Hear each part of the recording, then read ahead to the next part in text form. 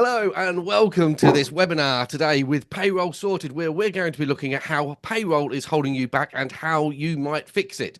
Today, I'm joined with Ben and Nat from Payroll Sorted and Keith, Francesca and Yuko, who are clients of Payroll Sorted. Say hello, guys.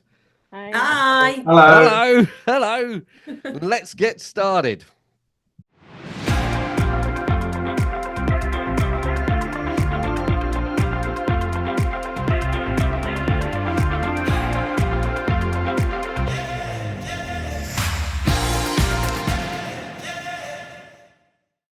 Hello again and good morning to those of you that weren't here 30 seconds or so when I first said hello. Right, we are here with Ben and Nat from Payroll Sorted and Francesca, Keith and Yuko, who are customers of Payroll Sorted. They're going to talk about their payroll journey and how it works. We're going to talk about the struggles that people have with payroll and how you can ultimately fix those challenges and problems that you have got. At the beginning of all of these webinars, I invite you to ask questions, and I always say we love the stupid questions. So if you've got something that you're a little bit nervous about asking, or you think is a bit of a stupid question, a bit of a silly question, then please pop it in the Q&A box. There's a little Q&A button next to your raised hand feature. Pop it in the Q&A box and I will gladly ask them of, as I say, as a Ben and Nat and Francesca, Keith and Yuko as we go through. I have already got some questions in the system as well from when you registered. So Rob, we will definitely get to yours, and then we've got Tom and Mohammed and Lorraine, and then we've got a whole host of questions there as well. Tracy's asked, don't know if you can see me. I can hear and see you though. That's perfect, Tracy. Yeah, I shouldn't be able to see you, Tracy, but as long as you can see us, then that means the whole world is working how it should be. So without further ado, if I can introduce or say hello to Keith, Yuko, and Francesca, Nat, and Ben, so we can see you. Turn your cameras on. Here we go. Away we go. And if we could start with a quick introduction. So we'll begin with Fran, if we can, Fran.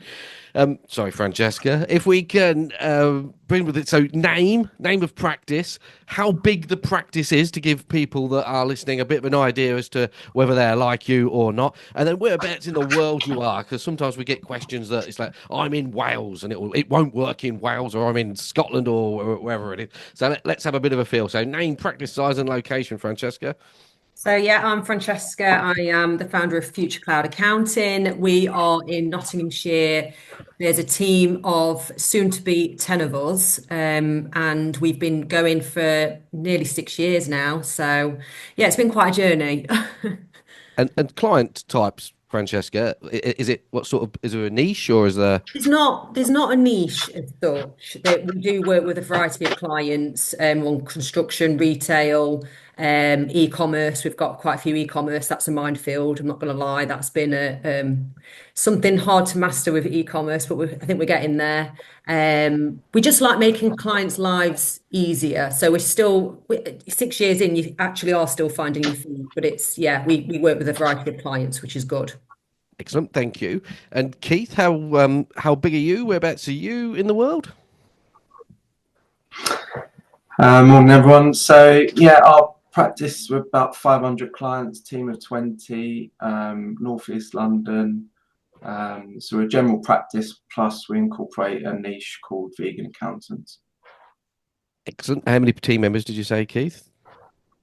Around 20. I'm including freelance within that as well. So Yeah. but you've got the vegan accountant brand, which is niched Yes. on vegan businesses. Is that right? Yeah, so it doesn't have to necessarily be like a restaurant or a vegan product, but it's also a bit like myself, it could be a business owner who happens to be vegan doing anything really. Okay.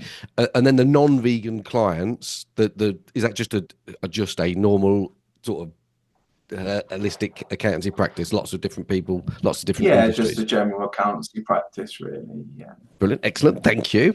And then Yuko, the same question for you. Whereabouts are you in the world? Sure. So we're in Southwest London. I run for my sins the practice with my husband, Kieran, and he took over the business about 10 years ago from his father. And I joined probably about 5 years ago. We have probably about 500 limited companies, probably about 1,000 self-assessment clients. And we have 9 other staff. Yeah, so we're not growing nicely. As you know, Francesca said, it's hard work, and being an employer rather than just, running your own business is a minefield. Good fun, isn't it? It's good fun. And do you have a niche, or are you general practice as well? We're very much general practice, yeah. So from sole traders to limited companies, yeah. Excellent, thank you. And then the last 2 people in the room, but by no means least, we've got Natalie and Ben. Do you want to give us a quick background? I think we all know what you do, Ben, but Yeah, okay. So we are Payroll. I'm Ben, and we are Payroll Sorted, and we are a payroll bureau, but we are a payroll bureau that specialises with working with accountants. That is our niche in the world of payroll. So our services and everything we do is geared to supporting and helping accountants with payroll. excellent, thank you. And who are you, Nat? So yeah, I'm Nat, in case anyone was wondering which we were. My role at Payroll Sorted is client relationship manager. So I'm still very operational, but at the same time I bring in new partners and support them. So I'm kind of their go-to contact once they start working with us. Brilliant, excellent, thank you. And as I said, as I'm asking questions, we're going to start picking on Francesca, Keith, and Yuko now about how it works. So if there's any questions that you've got that I am missing or not asking, then please pop them in the Q&A box, and we'll gladly answer them. We'll take the hard ones as well. So I always talk about the silly questions or the stupid questions, but we'll also take the hard ones. We're going to make them sweat a little bit on a Tuesday morning. It is a Tuesday morning as it stands at the moment. So anyway, let's start with Francesca. What was the decision, Francesca? How did you go from, well, I take it you had payroll in-house, and then you went out-house, or but that's an assumption, really, or did you start just by outsourcing, full stop, end of story? No, we started in-house. Believe it or not, I don't deal with any payroll. I don't even know how it works. All I know is it's a nightmare. You have to get it right, and it's kind of it's a learning curve with payroll. But at the end of the day, we didn't actually start working with Payroll Sorted to, I think, 2021, after April 2021. So my then business partner, she was dealing with payroll on zero, but there was a lot of things that she didn't know, and it was taking up a lot of her time. So we decided, I think I watched something, I don't know if it's you, Simon, that Payroll Sorted did a webinar. And what we liked at the beginning is how you were as people, because we needed to find people to work with us that could just take it away straight away, know it, rather than training somebody that was on a similar vibe to how I was building Future Cloud at the time. So that's how it started, that we did it in-house, watched the webinar or something that was Payroll Sorted did at the time. And then we started to have conversations. But I think we had conversations for about 6-7 months before we actually signed up. But I think that's a good thing, because we was kind of getting to know each other a bit. And it is scary when you are outsourcing, because you want to make sure your clients understand why you're doing it, and not just, oh, they're just shoving it off to somewhere else, and making it work as part of an extended team. And we needed to get that bit right. So yeah, I found that it did flow, but there is a process. It's not going to work so easily on day one, but nothing does. If you change a software system, you just got to have that open communication just to make sure that you're doing right by the client. Brilliant. Now we're going to come through that little lot in a moment, but just for me to focus on the trigger, Francesca. Sorry, there was something. I'm not going to be paranoid about it the whole session there. But anyway, there was a trick. What made you watch the webinar? There must have been something. Can you remember back then? There must have been something that went, oh, my time. I'm going to invest my time in looking at the webinar or reading the website or whatever it was that was.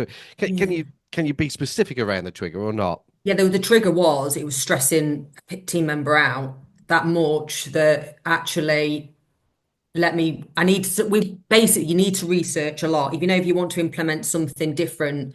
And I thought, we've got to try this, because payroll is a specialist area.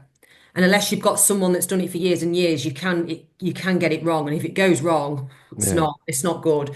So what made me watch it was, I think Charlotte spotted something, mentioned these people are similar to how we work, give it a watch. We did that, reached out, had a conversation initially, got a feel for everything, and then it went from there. Brilliant, excellent, thank you. And Keith, same questions for you really. What was the trigger? What was the pain point that made the relationship happen? I saw the same webinar actually. So yeah, we had a vacancy. We needed to recruit. We were struggling to find someone suitable. We offered to a candidate, but they took another role. So classic thing with recruitment and skill shortage. So yeah, I was just looking at options. I think we had a conversation, and you know, you pointed me to the recording, which I watched, and I guess what perked my interest as well. I've sort of always approached decisions like this in the last few years is you sort of look at what leaders in the industry are doing. So I know James Ashford was on the webinar, and he was, or maybe it was a different webinar, maybe there were two webinars, but he was using Payroll Sorted, and then I spoke to you about it, and you had nice things to say as well. So just yeah, that kind of acted as a conversation starter, and then yeah, went from there really. So was you growing and you needed more resource, or had you lost a team member and couldn't replace them, Keith? What was that? Good question. Going back in time, there's a little bit of both. I think historically what we've done is we'd had accountants kind of doing a little bit of payrolls. That might be, say, a day a week or a couple of days a week. But I always found that a distraction really, because you know, it's kind of it's all a bit muddled in terms of the deliverables, what that person was delivering for the firm, you know, the time that with payroll I've found, you know, there's a lot of rabbit holes as well. And you know, you might, if you're not an expert, you might not know what you're doing, so it takes longer. And it was just to, I think, to have more clarity and boundaries, and to say, right, this person is doing accounts, they're not doing payroll 1 day a week. Oh, there's a problem this week, it's 3 days, and you go, well, oh, I haven't delivered the client work on the accounts that you wanted to. So yeah, we did, in answer to your question, we did want to recruit a dedicated person, which was what we were unable to do at the time. Excellent. So if I put words in your mouth, Keith, that was around consistency. So it was the ability to not be distracted by the payroll and know that you've got a dedicated resource to do payroll that's not your problem, for want of a better phrase. And it might still be your problem when we ask about it in a minute, but the payroll's not your problem. And the team member that was doing the accounts and the payroll at the same time, it allowed free those up just to do the payroll, just to do the accounts.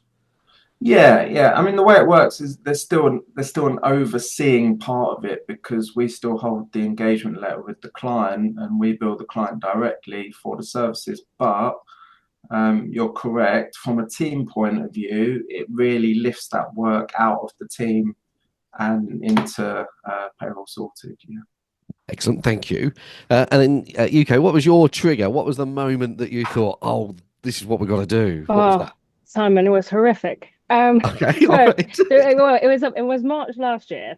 So we've only really known Natalie and Ben for a year, but so we've had a person who is doing our payroll, and we've been with her for a number of years. We were really happy with her, but just her personal circumstances, you know, outside of her control, just couldn't provide the services any longer. And she told us this March of last year, obviously end of the tax year, and we're going, what are we going to do? You know, so it's the key person risk for us. That was really the sort of the crux of it. And we realized that, you know, we were so dependent on this person. She was great, she was reliable, but, you know, at the point at which, you know, we were continuing to carry on, she was no longer available. So yeah, so we had a frantic search in March of last year, and then we met Natalie, and we basically begged her to take us on as her client, and you know, her and her team had, you know, that frankly saved us, you know, from kind of, you know, an operation that went yeah, just kaput, and yeah, managed to carry on. And yeah, and I think, you know, as Francesca said, it's not a, you know, straight away, you know, you get everything right. It took a, you know, a month or two to kind of just iron everything out. But yeah, it's just having, you know, a team of a company who, you know, is there to help you. They've got, you know, specialists who can answer, you know, questions that are quite frankly out of my remit. Yeah, so it's just been, such a relief to kind of be able to have a partnership with Payroll Sorted. Excellent, brilliant, thank you. And I want to talk to all three in a minute about customers and but before we get to the customers and the way that customers reacted, just coming back to yours, Francesca, that the individual that was doing the processing and was having the stress around doing the work, how did they react to that? Because was there any fear that they was going to not have enough work to do, or potentially losing their job, or No, at the time, it was my ex-business partner doing it, and I yeah, think it was stressing her out. And there was the thing was, where's your time best spent? And that's what we said. Where is your time? Your time is worth more for the accounts than it is trying to rustle through payroll. So that part was the easiest decision. Use somebody that knows, knew someone that if you're on holiday, they've got somebody as a backup as well. That's a big factor for a lot of businesses. We did actually keep our director only payrolls in house, purely out of that we've got a bit more control over it.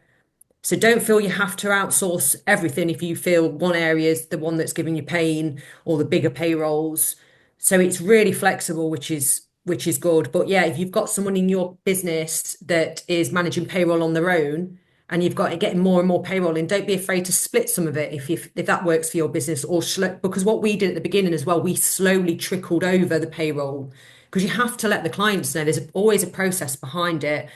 So if you've got somebody that you think might leave or you're feeling uneasy on something and you need a backup plan, then that's a good option as well to use a company that deals with payroll only, which is great. brilliant, thank you. And keep just on yours, when you took the work away from the individual, and was there any reservations there, or were they happy as well? I know they were happy about it. Yeah, seen as a bit of a pain, really. Something that typically, because as I described, we had rather than a dedicated payroll resource, we had accountants doing payroll. Yeah. So very happy about it. And there wasn't any fear, because I know you're growing quite quickly. There wasn't any fear that they weren't going to have enough work to do, or there would be a redundancy involved, or anything like that. What at the time, 2021? No, no. Plenty of work, always. Excellent, thank you. And then just while I've got you, then Keith, let's just have a conversation about the perception of the customer. So, how did the customer feel about it? Did you have any resistance to it? Were they excited about it? Did you, as an individual, feel as though you was less of an accountant because you couldn't provide or didn't want to provide that payroll service? So I think it's how you position it, right? It's like anything, but we positioned it that actually this is not something that we're very strong at. It's difficult. It's hard to do all the training, keep up to date. Let's bring in some experts, and yeah, that's how you position it. You say you're getting people to do it who are better than you at doing it, and actually clients were quite happy about it. They were just like, well, who do I pay? It's like, right, no change, keep paying us. You just deal with a different email address basically, and they were like, yeah, great. We thought you're really good at accounts and tax and stuff like that, really happy with everything, but actually, some of the client feedback was, well, payroll is not the best part of your service. So like, oh, well, that's quite good because we're changing it. So. Excellent, thank you. And then Yuko, how did you find it when you communicated with your customers? What did they think? Yeah, I think we had a fairly similar sort of message that we sent out to our clients. As Keith just said, it's about providing a better service, but the payroll bit is getting better. Yeah, obviously there was confusion. It's like, oh, but I thought you had a payroll person, internally. It's like, no, we've always had, an external provider. I think because they had a DS Burge email address, so they thought it was, part of an internal person, that was part of our staff, which they weren't. But yeah, so I think as you get over sort of that initial confusion, get on the phone with them. Look, it's quite frankly a better, so it's going to be a better service for you. You're going to be there now talking to the experts of, who understand the rules about, regulations about payroll. Yeah, they were quite, frankly happy with it. And yeah, I think it's just about the initial sort of transition. There's always a bit of hesitance, isn't it, with any change? But yeah, I think once we got on the phone with them, look, it's okay, we're still here, and we have the same model as Keith. They pay just us, and then we kind of then we pay Payroll Sorted. So there's no change from their perspective in terms of the costs. So yeah, so I think that's kind of worked out okay. Brilliant. We're gonna talk about challenges in a moment and how you overcome them, because the working relationship and the dynamics of how it works, I think is really interesting. But just to finish off on that question, Francesca, did you have any challenges with customers saying, no, I'm not having anything to do with that, I don't want that anymore, if you're going to move us across, we're going to go and use somebody else, because if it's not Francesca, then it could be ABC Limited down the road? Did you have any kickback? Yeah, there was a couple of comments. I'm not going to lie, and that's okay. That's probably a good thing. And most of the comments come from clients that are a pain in the arse anyway. So let's be honest, sometimes it gets rid of them. But we had one client that said, "Oh, I will not work with you if you outsource this. As if you're offshoring it somewhere overseas. They don't understand why we're doing it actually, but that's okay. We did have teething problems in that respect. People don't like change, and it's the way you encourage it as well. But yeah, maybe a couple, but nothing. Out of everybody, it's a small number. So don't think anything you do and change. Clients can be funny anyway, even if you change one small process or bring a new team member in. God forbid you take one team member off and you swap again. So it's challenges come and go anyway. And I think if you're open and honest and transparent with your clients, that's the best way to deal with it, to be honest, if that's a call or a well-worded email. And get excited. The thing we do, if we're saying, oh, this is an amazing change we're bringing in, that sounds better than wording an email with a bit of doom and gloom in it. Oh, yeah, brilliant. So, Excellent. yeah. Excellent, thank you. And Donna, I've got your question, Donna, and we will definitely be touching on the way it works, the finances work, in about 10 minutes or so. So I shall come back to that if I can. And as I say, if anybody else has got any other questions, pop them in the Q&A box, and we'll gladly answer them. So, Francesca, just while I've got you, then, so how does it work? So we've talked about the email addresses, or so is there a Future Cloud email address? Do they ring you and you pass the information on to Ben? If anyone starts ringing me, I'm blocking. They're not ringing me, let me tell you something. So Payroll Sorted have a designated email address that you just give out to the clients. And I remember at the beginning, I'm sure that took a while for people to understand this is the email address, stick to this. And even with Payroll Sorted, having the conversations, for example, I had a big change in the business last year, spoke to Nat, I said, don't copy me in or blind copy, I'm not running this anymore. Just be clear on what your expectations are. But yeah, with the clients, they've got one designated email address, and I tend to not hear anything. But obviously at the beginning I did, but you can get to that place too. It just takes a bit of time. Okay, so, and it might not be you, but it might be somebody within Future Claire. Do you get clients ringing you saying the payroll's wrong, or it didn't work properly, or it's Friday and it should have been here yesterday? We definitely had some of that. Yeah. But you get that. We get that for all sorts of different things. Where's my accounts? Where's this? Where's that? Yeah, we've got a designated person that's probably really the face of Payroll Sorted on our end, which works quite nicely, but nothing that you can have these things and errors and different things anyway, even if you did it yourselves. Yeah. So yeah, nothing. The thing I've learned as well in business in the last 6 years, it's never going to be perfect. No. And it's just being open-minded. Brilliant. Excellent. Francesca. So Keith, how does it work for you? Is it similar? How does what work? So do you have, how does the relation work between the customer and you and Payroll Sorted? There's part of me that there's part of me that thinks you end up piggy in the middle. So you could have a customer saying this is what's happening, and you could have Ben on the other side saying this is what's happening. It's like, hang on a minute, I'm not. It's like, Is it like that at all? It's just like having an extended team, right? So for me, I always looked at it, it's exactly the same as having someone internally, but you've got better quality and more available resource. And I think the other thing that, so yeah, I'm on the hook, right? So because I'm running the firm, so I'm on the hook. If there, and it's not perfect. No one's gonna sit here and lie to everyone and say, oh, it's amazing. It's like 100 out of 100. Nothing is 100 out of 100, but it's, it's pretty good. It's very solid and high quality overall. And when there are issues, it's how those issues are resolved. And I think for me, that's probably in the top three most important things is like how any issues are resolved, because that could be, I think that's what you're getting at. That's where it could go wrong. And then it's like the client's a bit like, well, what is this? This is messy.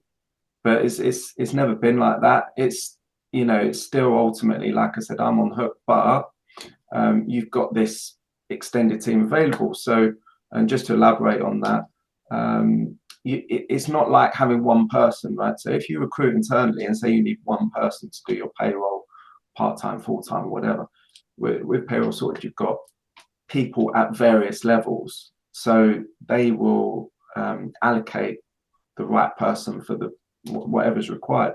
So if it's something a little bit more sophisticated, they're not going to get someone who's been in the job for 2 days to do that. They'll get someone who's experienced and knows what they're doing to sort that out. And the same with anything like communications. Like we had one the other day, I got copied into something and I was just a bit like, right, okay, this is just communication, right? So it's like anything, like any client issue. And hopefully that's quite easy to resolve. So there was a nest thing, someone didn't opt in or opt out when they were meant to opt in or opt out, and they'd been taking money off, and the client was like, oh, why has my employee lost 200 quid? I'm like, okay, don't actually think that's what's happened. So just explaining to the client, no, the employee has not lost £200. They're broken even, but it's just been in and out or whatever. So it's the same as everything we do now. It just blends in as the overall services we provide. Thank you. And then Yuko, same question. How does it work for you? Is it the same process? Very similar, yeah. So the clients can, contact Payroll Sorted directly. I tend to be on CC because I'm sort of the main, as Francesca said, I'm sort of that, main payroll person here. So yeah, and whenever we have a problem, I tend to kind of pick up the phone and just say, hi, what's going on? And yeah, it's just about, making sure, well, I mean, half of the time the client does see how the sausage is made, but it's at least they see how it's being fixed and how we're trying to resolve it rather than leaving it on festering. Yeah, so it's all about just being reactive and proactive to a certain extent. If you can see it, something coming, you just got to make sure you get on the phone. And yeah, I think Natalie, she sees me calling and she goes, oh, what's happened now? But just to think, because Keith just said something, or Francesca did a minute ago about the director. Do they do all of your payrolls, director only payrolls, and They do probably 80% of our payroll. There's a few clients who have decided to stick on their on Zero, which is part of sort of their bookkeeping software. So we do that in-house. So we've got one person who does all of that internally. Yeah. Okay, thank you. And then Francesca, did you say that your director only didn't go and then they have gone, or they're about to go? No. Or is it Keith? Am I getting mixed up with Keith? No, I think you're getting mixed up with Keith. I think Keith's the go-in and mine stayed from the beginning. Okay, so you're still doing director onlys, are you? Yes. And what's the reason? What's the thought process behind that? The reason at the time was we can do it so it's automated, and then that can go, and I suppose that's a simpler payroll. It's the same every month. We check it every year. It's a bit more in our control. So that's the reason why we kept that one, because it's not variable. Okay, and Keith, you're taking yours across now to your director only payrolls across. What's the thought process behind that? Yeah, well, I guess it's partly it was the investment, right? Because I think initially it's going to cost this much if you do your standard payrolls, or it's this much on top if it's director only. So that there was a cost thought process initially, but now really I'm looking at it. I still think there's a hidden bit even within that automation. That there is a time commitment. There's a setup. There's an HMRC bit. So it's partly the time commitment. But I think the two biggest catalysts actually. One is the changes, in the most recent budget, with the NI limit and all that. And there's two parts to that really. One, that obviously the optimal salary is 12.5 for the directors, but there's this employment allowance thing, and I think there's just a bit more uncertainty now around what the director salary should be. I mean, it's still 12.5, but next year it might not be, so there's a little bit of future proofing around that. But the thing I've found, which is quite interesting, because everything's always evolving, and this is after, this is 4 years in, is we had a big thing recently around, I'm surprised this is happening now, but it just shows how things change with the education piece. Because, some of the clients, and these have been clients for a long time, they say things like, oh, I didn't even know I was on a payroll. And it's like, well, yeah, but you're a director only, but they don't, because it's not like a big, obviously they get their personal allowance and they get their dividends or whatever. So it was so much in the background, they didn't even know we were doing it, because there's no kind of interaction. So I'm just a bit like, we're adding value here. They don't even know that we're doing this. They don't understand anything about it. So let's kind of bring that a bit more to the forefront. We're charging for it anyway. And let's, so that they're actually aware of what we're doing.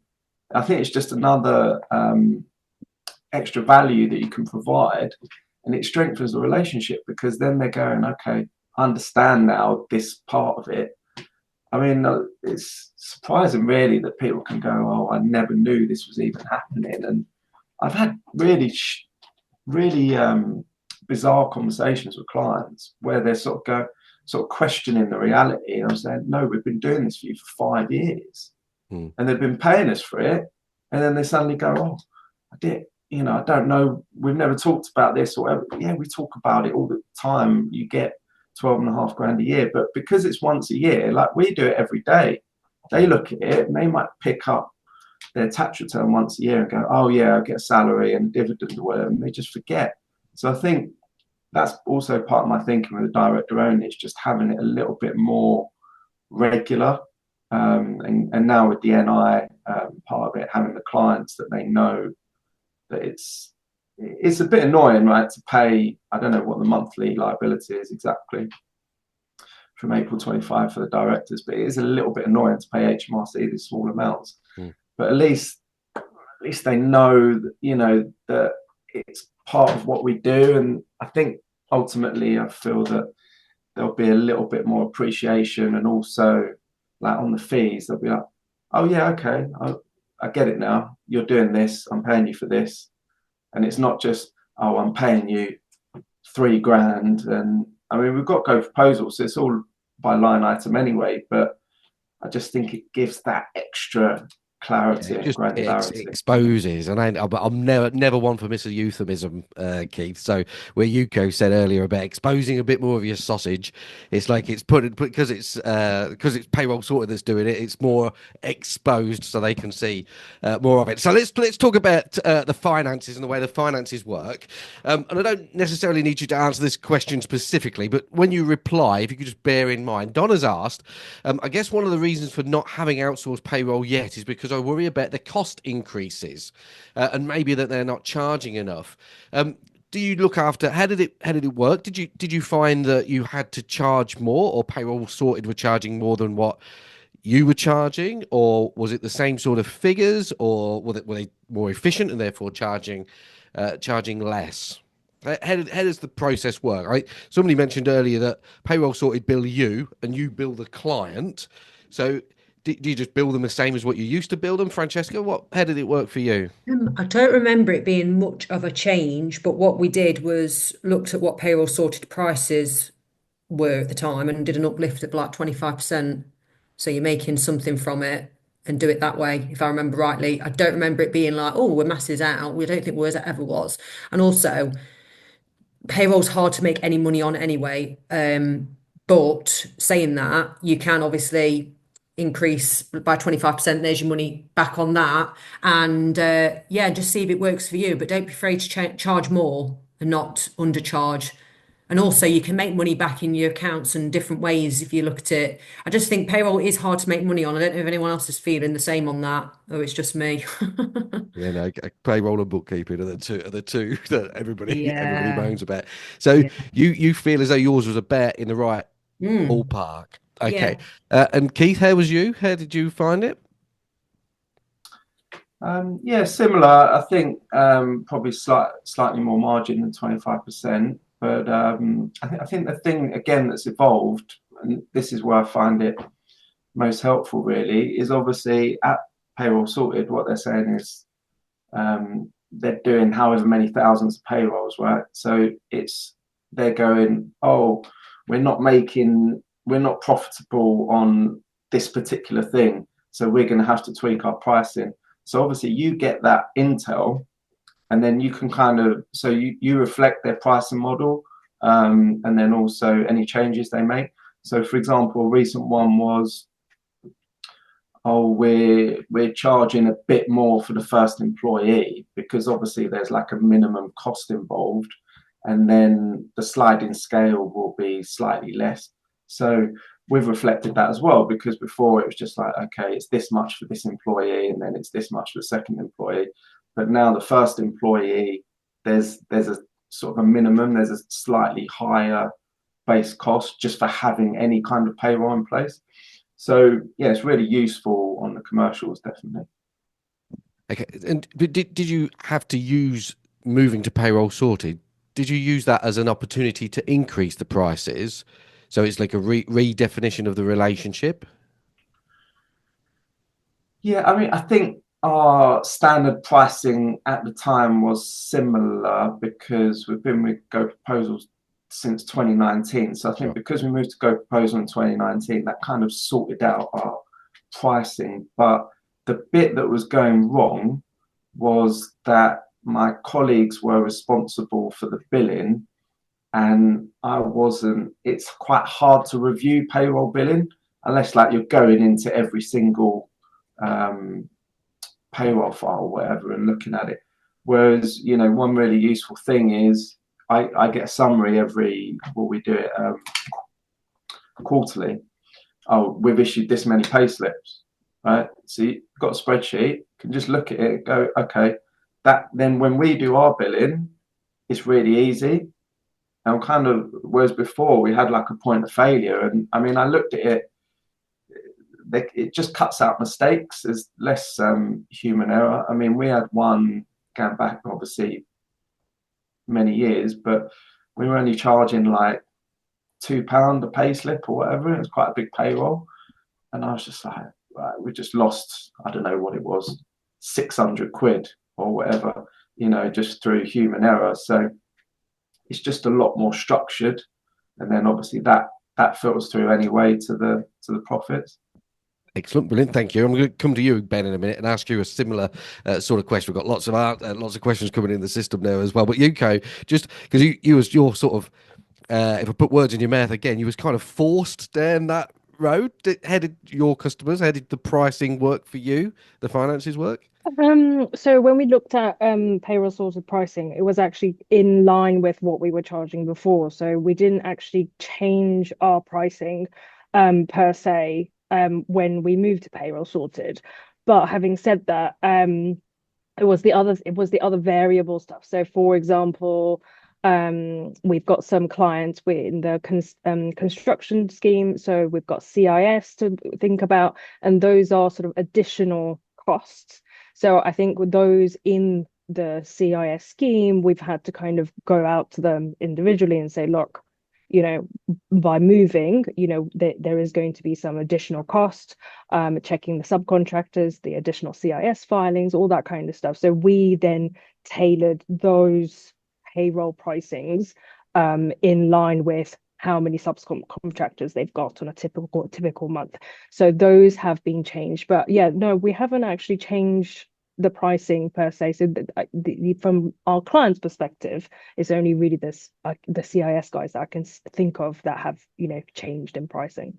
So just again to put words in your mouth, there was an opportunity when the relationship moved over. There was an opportunity to charge people what they should have been charged for in the first place. There was like a watershed moment that gave you the opportunity to redefine the relationship. That's right. Excellent, thank you. So Ben, how do you find it when you take on a new accountant? Generally speaking, do they have to increase the prices, or are you under what they would normally be charging? How does that normally work, Ben? I think there's been a shift. So I think probably over the last 2 to 3 years, there definitely has been a shift where accountants are thankfully charging better for payroll. So if you asked me that question maybe 3 years ago on when we done a webinar before, I think my answer would be different now. I think that the fees are definitely better. Accountants are definitely charging better for payroll. And I would say, again, that would probably help here. Certainly, I'd say the 80% of the time when we're speaking to accountants, we're saying, look, this is our price list. How do you match up? They're like, yeah, we're already charging more than that already, basically. The other hidden stuff, there's our price list. When I think of our price list or our pricing menu at the moment, it does cover off quite a lot of things that sometimes accountants aren't thinking of when they're actually billing their clients as well. The CIS, there's a classic example there. So it does give an opportunity just to realign the fees and take stock of where they are, basically. Yeah. So I'd still say accountants it's great. It's good for us to see. It's better for us if an accountant's coming to us and they're charging well for payroll and we're coming in below that. It just makes obviously that transition. Oh, it's not going to cost me more than what I thought it was going to be. So just to echo what you said, I'm definitely seeing more when I have those discovery calls that they are more in line with where pricing should be in comparison to a few years ago. But there's enough wiggle room on our pricing. The way that we do it with accountants is we want them to uplift our fees so that they make a profit from payroll, but also sort of some of the things Keith mentioned there and Francesca as well, is that there is an element of the accountants' time still. So you outsource payroll and it's not, you don't just chuck it over the fence and never have any involvement with it. You still need to manage us as a partner. We are an extended team. So yes, you don't have all the, the human resource issues that you maybe had if it's an in-house person, but you do have to have a relationship with us. And there are points when a client will come to us with a question and it's outside of our remit and you then have to step in and we involve you. And so there has to be that buffer within the pricing to accommodate that so that you're not making a loss on outsourcing the payroll. So that's kind of how we build it, isn't it? And what Keith said, I love that as well about the commercial side of it as well. We're about to launch our new portal for accountants. And one of the key things in there is the benchmarking. Now we're working with a number of accountants throughout the UK, and where we want to get to is obviously where we want accountants in our portal to obviously put what their prices are. And where we want to be able to get to is where accountants can benchmark, not necessarily against our fees, although they want to do that to make sure they're making a margin, but also be able to benchmark against this group, this group of 100+ accountants that we're working with as well, because then that just helps the accountants as an industry start charging more for payroll. So as we're rolling that portal out, when we're getting accountants to start telling their prices, and already they can start benchmarking it, some really interesting stuff's coming out of that. Exactly what Keith said there, just where it gives a benchmark. Okay, is our pricing right, or should we be charging more? So that's interesting as we move forward to support accountants around pricing for payroll. I see that as a key thing. Want them charging well for payroll. Thank you. And can you think of an example where an accountant's come to you and they have been charging less than what you need to charge them in order to deliver the service? Is there one of those that springs to mind? And if so, what actually happened? Yeah, go on. Yeah. So yeah, that has happened a number of times over the years, and they use it as an opportunity to reprice. So they've been undercharging significantly, probably making a loss on payroll when they look at it separately from everything else that they're doing. So the opportunity comes then with positioning with the clients to say, look, we're not specialists in payroll. We want to be able to offer this service to you as part of our package, but we're going to do so. We need to look at an alternative provider. By looking at that provider, we now need to look at our pricing properly, and stuff we were doing for free before that was just being absorbed has now come to light, and positioning it with them that there is, it should never have been free in the first place. Clients probably don't really care about that because they're thinking, well, I didn't pay for it and you were doing it. But it is about repositioning that with the clients so they understand the value of the service as well. A bit like what Yuko said with the CIS side of it there, and also Keith on the directors, is sometimes they don't actually understand the service, so they don't know what's going into it, what resource, what time, and so when you explain that to them, they kind of go, okay, makes sense now. I understand what you're actually charging me for. And I think that's quite easy to do when you make a change like this because it is such a shift. I think it depends, Simon, with what experience they're coming from as well. So if the service they're currently doing in-house, maybe one of the reasons is they're making too many errors, the clients aren't happy with what's happening anyway.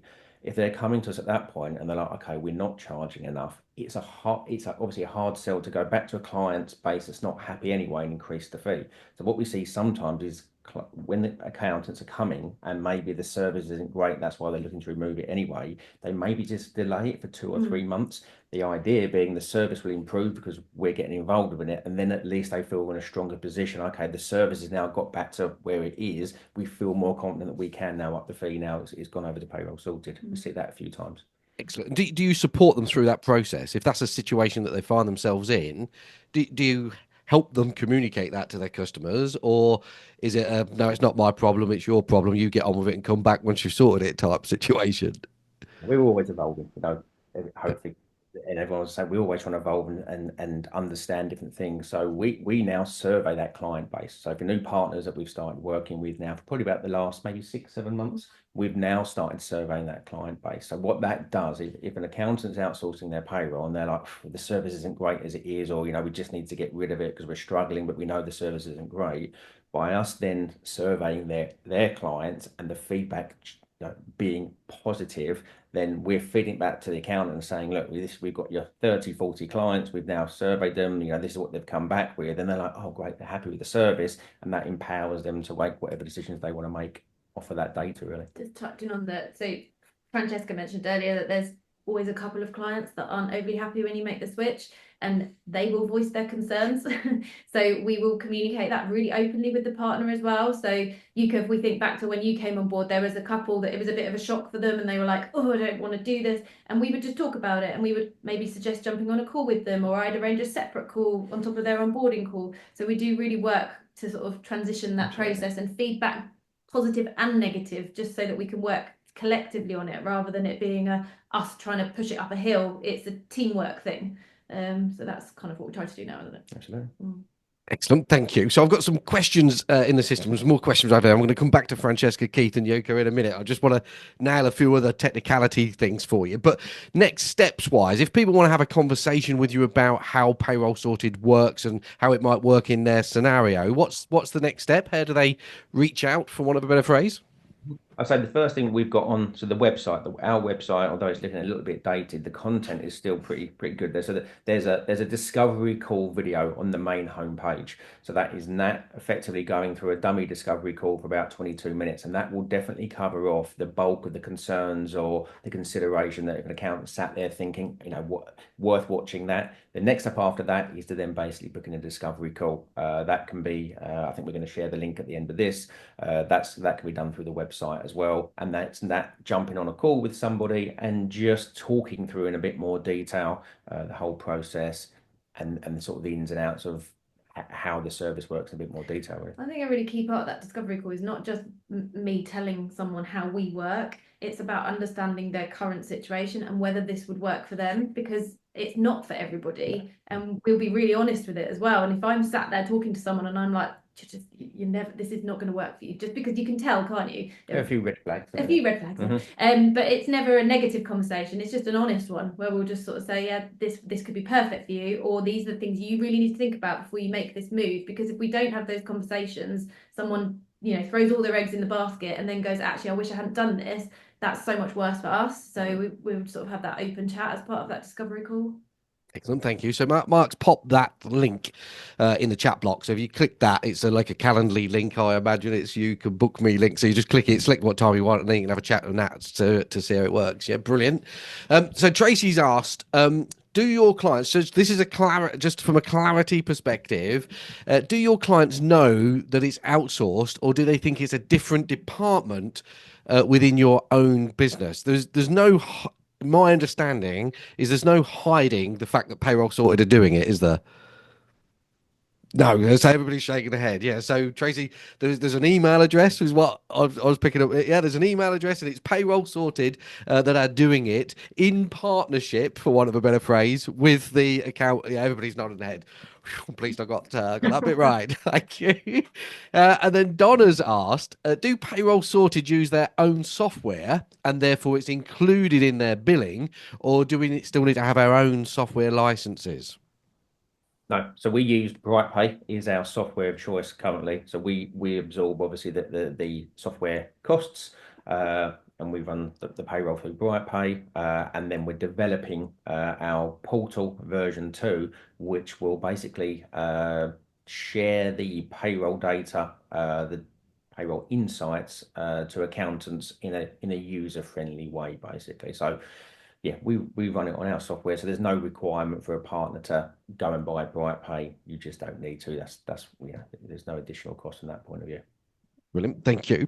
So one last question for you, Ben and Nat, and then I'm going to come back to Francesca, Yuko, and Keith. But is there a time of year that, I mean, we're now coming up, aren't we, to 5th of April? It's like, oh God, we've got to go through all that pay. We've got all those whatever they're called, coding notices to update, and all the, I don't know, do you update coding notices anymore? Perhaps showing me age now, aren't I? But all the P11s that you have to write out and the blue sheets and all that sort of stuff. Is there an ideal time? Oh no. I was talking to somebody last week about 16-column cash analysis pads, and it's like they hadn't got a clue what I was talking about. But anyway, is there an ideal time of year, Ben and Nat, where people should come across or think about coming across?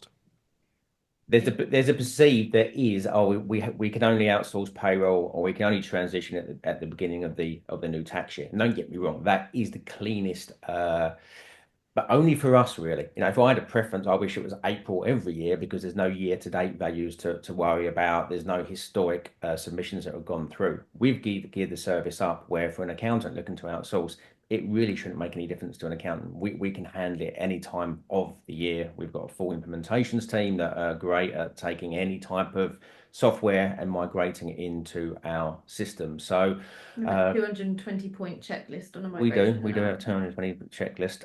So yeah, there is definitely that perceived. We always speak with a lot of accountants, and they're like, okay, yeah, we're ready to go next April, and we're like, you haven't got to go next April. You can go next month or the month after if you want to. And they're like, oh really? We don't have to wait. No, we can do it whenever we want.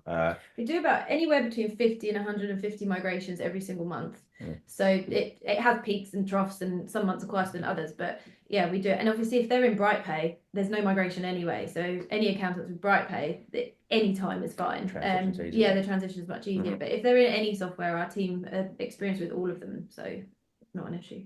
So effectively any number of clients at any time is it's just as long as it works for everybody, basically.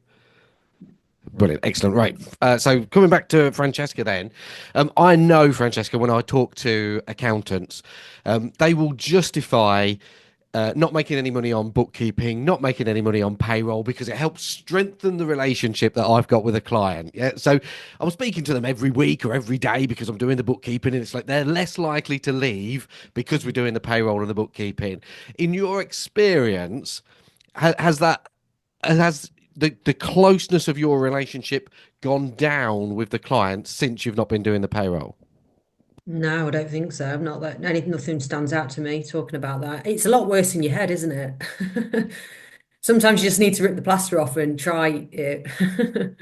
Yeah, definitely. My argument is always that they're using that as an excuse not to raise the prices on the payroll and the bookkeeping because they're not courageous enough or whatever. But no, brilliant, thank you, Keith. In your experience, has your relationship weakened in any way since you've been outsourcing?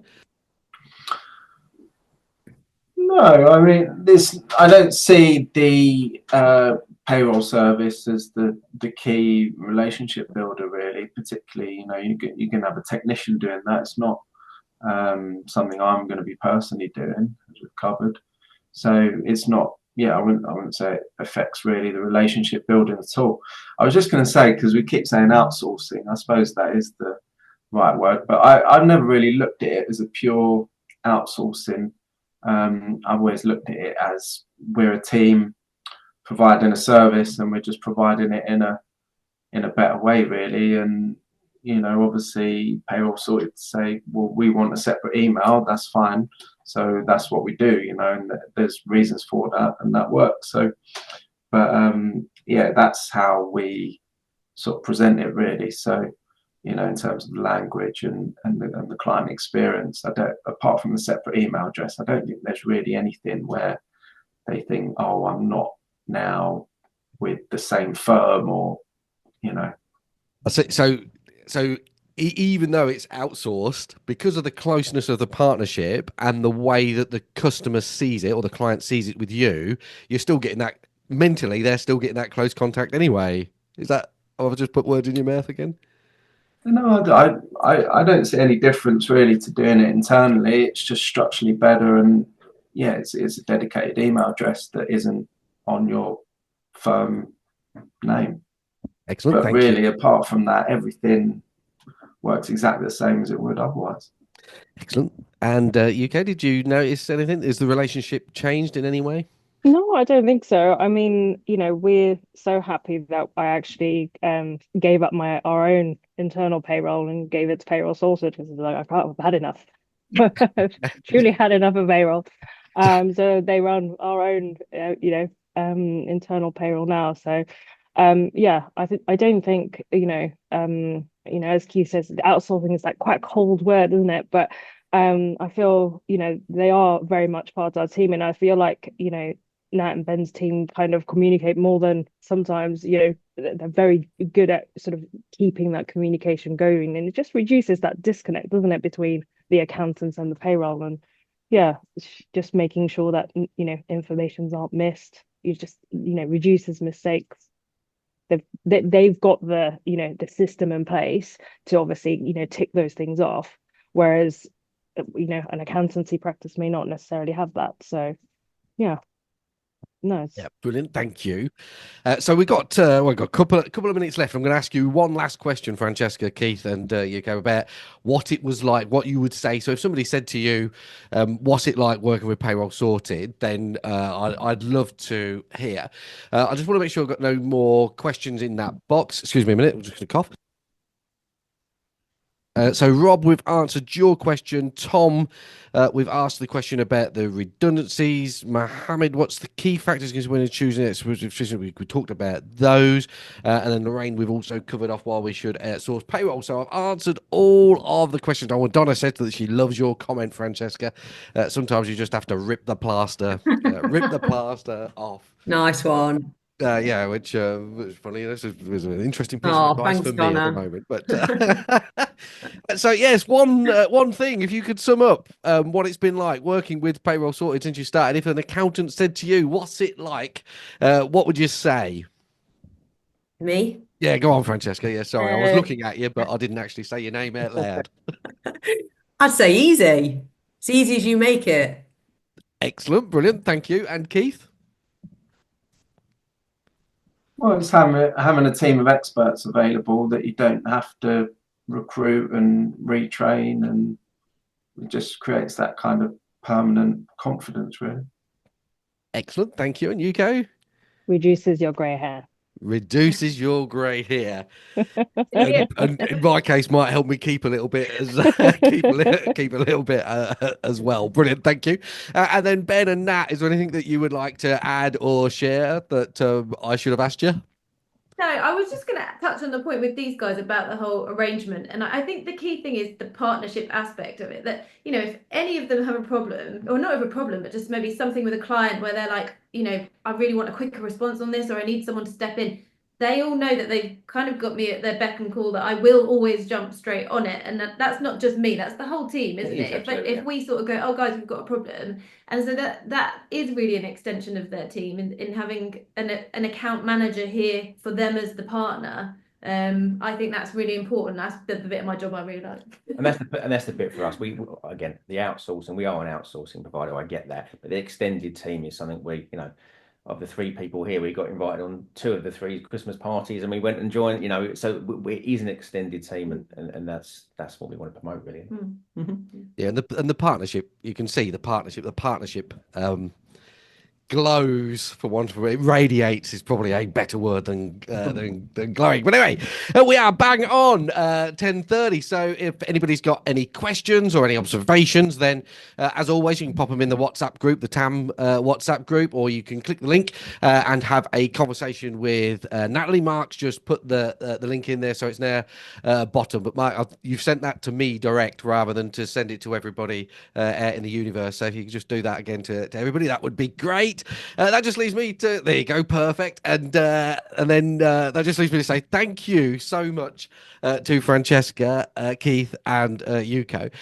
I always say this, it's whenever we have real accountants, proper accountants that are actually doing the work rather than people that are not there just gobbing off about how they can change the world and all the rest of it, it has a profound impact, and it has a very different energy with the membership, with the community than us doing a demo on this, that, and all the rest of it, which sometimes not very exciting. Got lots of thank yous, Joanne and Tracy. And so that just leaves me to say thank you very much to you 3 for coming along. Thank you to Ben and Nat for coming along. I did feel a little bit guilty at the start that I didn't get you speaking anything, but these guys were far more interested. So I just have a virtual round of applause for everybody and say thank you very much. And that's it then. So we'll say thank you and goodbye for now. Bye-bye, bye-bye. Got lots of thank yous coming through. Thank you. Bye-bye, bye-bye, bye-bye. Thank you for watching this meeting with Ben and Natalie from Payroll Sorted and Francesca, Keith and Yuko. As always, if you've got any questions or comments, please feel free to post them below the video.